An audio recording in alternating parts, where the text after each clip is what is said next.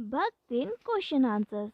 भक्तिन अपना वास्तविक नाम लोगों से क्यों छुपाती थी? भक्तिन को ये नाम किसने और क्यों दिया? भक्तिन का वास्तविक नाम लक्ष्मी था और देवी लक्ष्मी धन, दौलत, सुख, समृद्धि और ऐश्वर्य की देवी मानी जाती हैं। लेकिन अपने नाम के उलट लक्ष्मी तो बहुत ही गरीब महिला थी। लक्ष्मी नाम को सुनकर लोग उसका मजाक न उड़ाए, इसलिए वो अपना वास्तविक नाम लोगों से छुपाती थी और वो नहीं चाहती थी कि कोई भी उसे लक्ष्मी नाम से पुकारे।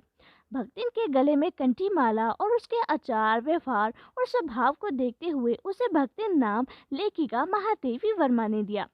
दो कन्या रत्न पैदा करने पर भक्तिन पुत्र महिमा में अंधी अपनी जेठानियों द्वारा घृणा और अपेक्षा का शिकार बनी। ऐसी घटनाओं से ही अक्सर ये धारणा चलती है कि स्त्री ही स्त्री की दुश्मन होती है। क्या आप इससे सहमत हैं? दो कन्याओं को जन्म देने के बाद भक्तिन को पुत्र महिमा में अंधी जेठानी और अपनी सास की अपेक्षा सहन करनी पड़ी। भक्तिन की जमीन, जायदाद और अन्य चीजों पर उसकी जेठानियों की नजर थी, इसलिए वो भक्तिन से ईर्ष्या भाव रखती थी और उस पर अनेक तरह के जुल्म करती थी, जिससे कि वो घर छोड़कर चली जाए और सारी जायदाद उसके बेटों को मिल जाए। हमारा समाज पुरुष प्रधान समाज है, जहाँ पर पुत्र को वंश का वारिस माना जाता है, इसलिए बेटों को बेटियों से अधिक महत्व दिया जाता है। शिक्षा की कमी, अज्ञानता, अंधविश्वास के चलते कई बार अनजाने में महिलाएं ही यानी खासकर ग्रामीण क्षेत्रों की महिलाएं इस तरह के कार्य करती हैं और उस समय के समाज में अधिकतर महिलाएं अशिक्षित होती थी, इसलिए ऐसी धारणा बनती चली गई है कि स्त्री ही स्त्री की दुश्मन होती है। लेकिन अब समय बदल गया है। धीरे धीरे लोगों की बेटियों के प्रति सोच भी बदलने लगी है। शिक्षित बेटियां और उनकी माओं के साथ भेदभाव भी अब कम होने लगा है।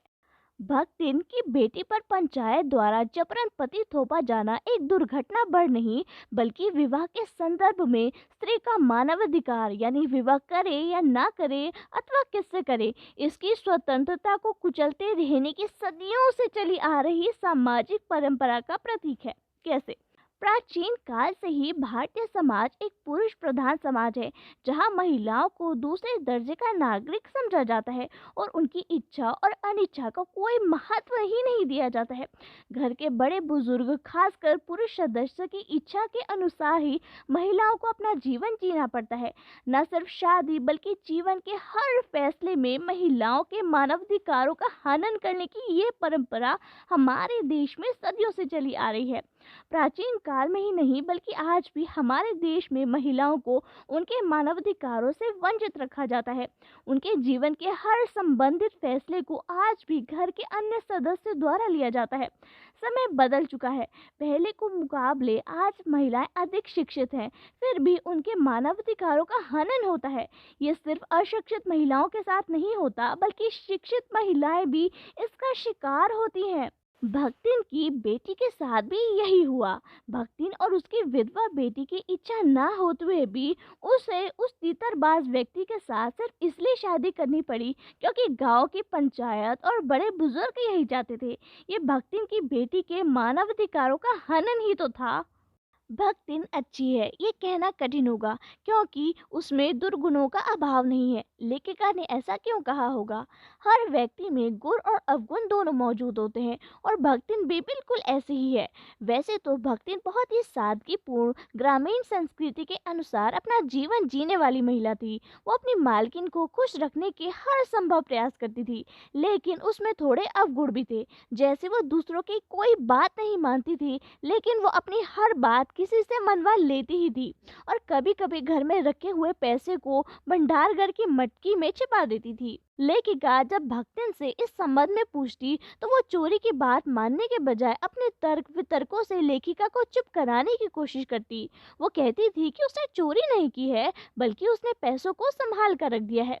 भक्तिन द्वारा शास्त्र के प्रश्न को सुविधा से सुलझा लेने का क्या उदाहरण लेखिका ने दिया। ग्रामीण संस्कृति के अनुसार विधवा होने के बाद भक्तिन हर बृहस्पतिवार को अपना सर मुंडवा लेती थी, लेकिन लेखिका को महिलाओं का सर मुंडवाना बिल्कुल पसंद नहीं था, इसलिए उन्होंने भक्तिन को ऐसा करने से मना किया। लेकिन भक्तिन ने शास्त्रों का उदाहरण देते हुए कहा कि तीरथ गए मुंडाए सिद्ध, अर्थात सिद्ध लोग सिर मुंडवा कर ही तीर्थ को गए। इस तर्क के आगे लेखिका भी कुछ नहीं बोल पाई और भक्तिन हर बृहस्पतिवार को अपना सिर मुंडवाती रही। भक्तिन के आ जाने से महादेवी वर्मा जी अधिक देहाती कैसे हो गई।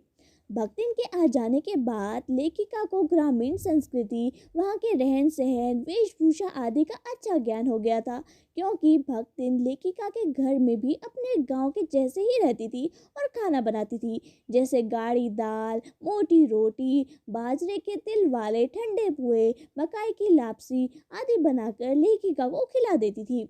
भक्तिन भोजन में मीठा बिल्कुल नहीं बनाती थी। महादेवी वर्मा जी ने कई बार उसे शहरी तौर तरीके अपनाने को कहा, लेकिन भक्तिन मानती नहीं थी। धीरे धीरे महादेवी वर्मा जी का स्वाद भी बदल गया और वह भक्तिन के बनाए खाने को ही खाकर संतुष्ट रहने लगी और उसी के हिसाब से यानी देहाती तरीके से जीवन जीने लगी। आलो अंधेरी की नायिका बेबी हलदर और भक्तिन के व्यक्तित्व में आप क्या समानता देखते हैं। हालो अंधेरी की नायिका बेबी हलदर एक घर में नौकरानी का काम करती थी और भक्तिन लेखिका के घर में सेविका का काम करती हैं। बेबी हलदर ने 7वीं तक पढ़ाई की थी, जबकि भक्तिन पूरी तरह से अनपढ़ है, लेकिन दोनों ही महिलाओं को अपने परिजनों के अत्याचारों को सहन करना पड़ा।